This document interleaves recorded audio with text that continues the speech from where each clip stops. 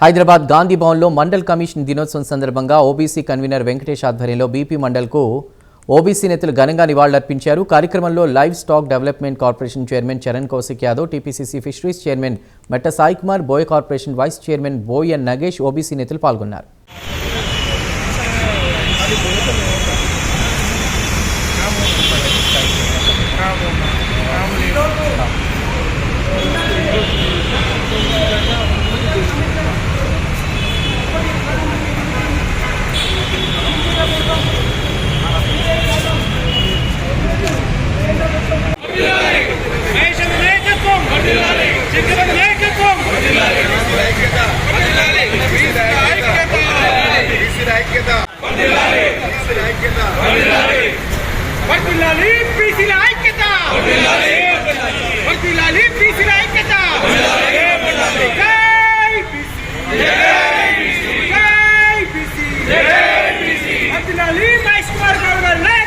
Abdullah